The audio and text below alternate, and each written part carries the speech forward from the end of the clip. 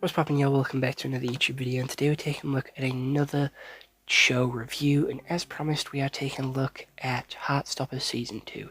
I said yesterday that today we'd be taking a look at Heartstopper Season 2, and I also said that tomorrow we'll be taking a look at Heartstopper Season 3. So I hope you all do subscribe to the channel, hit the notification bell to be notified as and when that does drop. It should drop at roughly 1 AM UK time tomorrow morning. So I hope that you all, come back for that one and finish the trilogy until the 4th season inevitably comes out at some point. But apparently the 4th season is going to be the final season, so it's going to be exciting to sort of see where the story concludes. But I'm getting a little bit ahead of myself, so let's take a little bit of a step back. Let's take a little bit of a rewind and take a look at Season 2. So without any further delay, let's take a look at what Google has to say. Heartstopper, it did come out in 2023 for Season 2, and you can watch it on Netflix. It does have a total of 8 episodes, roughly between 30 and 40 minutes, so you can watch it roughly in 4 to 5 hours, depending on how many piss breaks, bathroom breaks, sort of tea and crumpet breaks you need when watching this TV show, because they do like to drink a lot of tea in this show. They love their fucking tea. I will say that. So quickly, going to run through the story of Season 2. It does involve,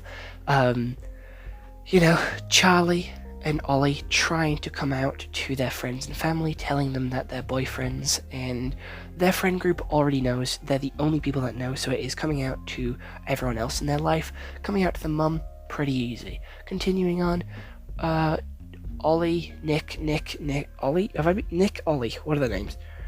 Nick and Charlie. Okay, so Nick is then going to do his GCSEs.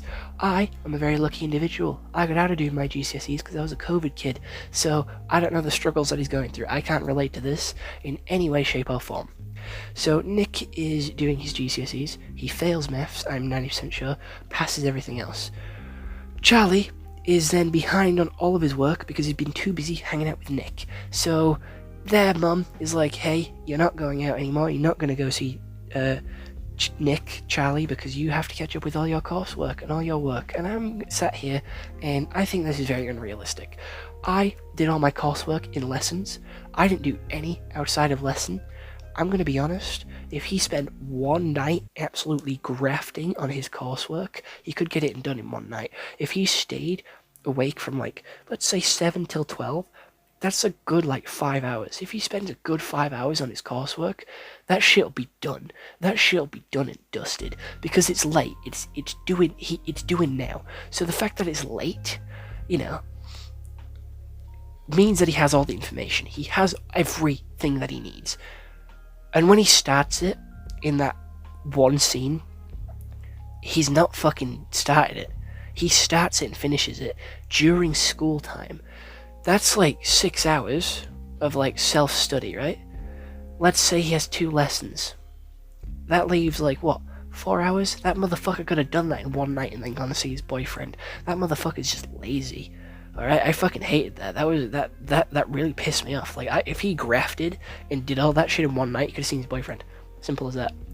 Anyway, on Nick's side, his brother arrived. His brother is a dick and did not approve of Charlie, so, that caused problems and more issues for their relationship.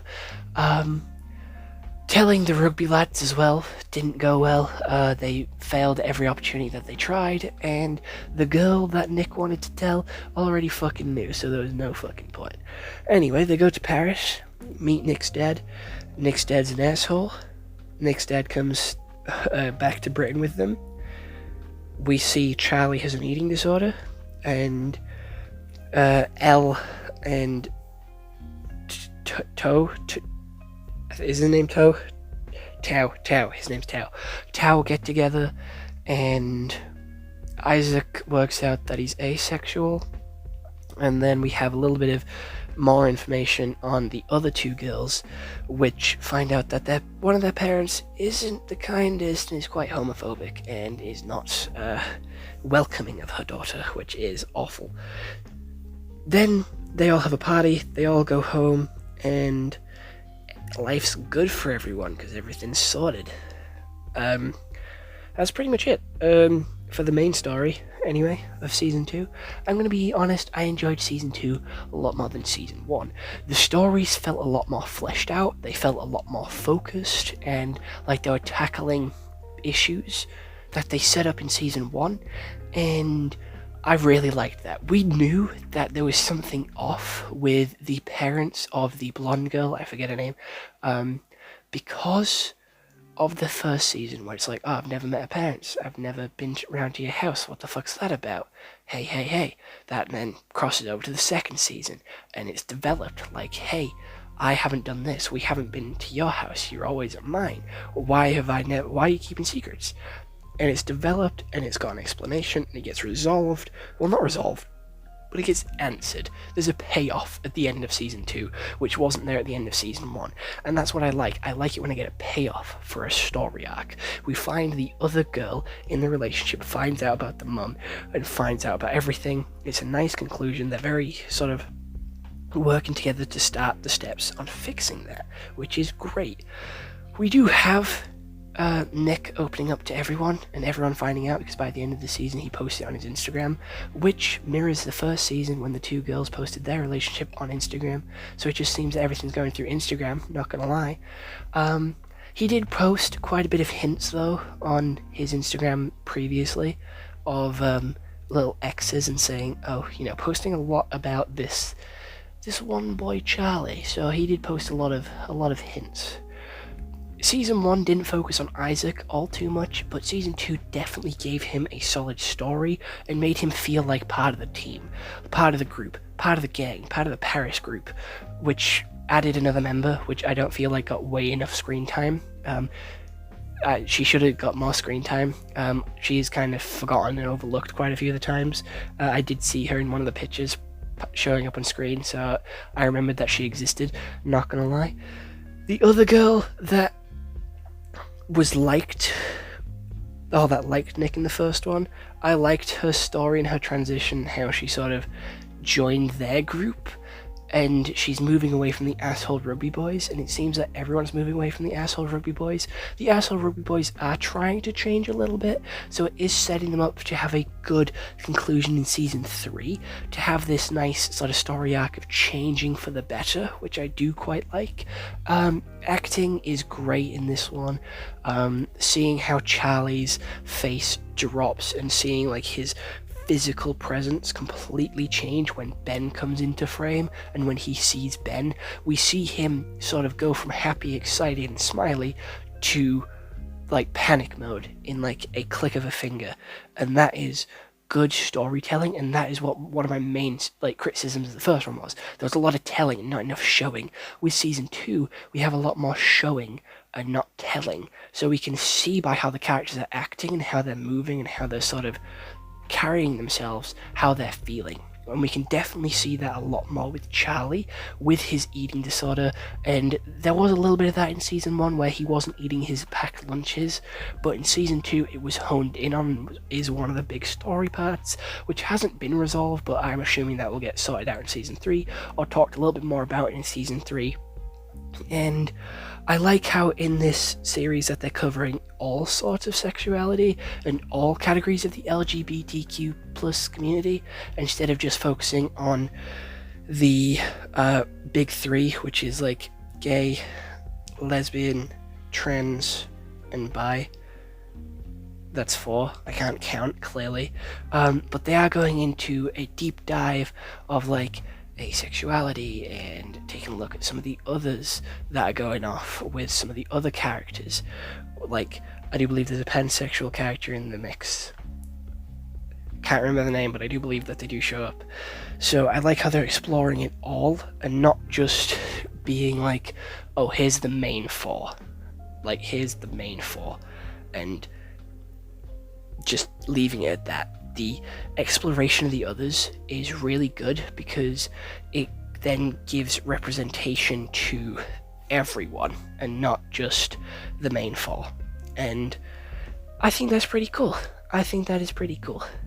As a give me a second now. I forget what it's called. I believe I'm demisexual. That's what I am. I worked that shit out. I always forget its name. Alright? So as someone that is this sexuality, I like how they're exploring quite a few options. I like that.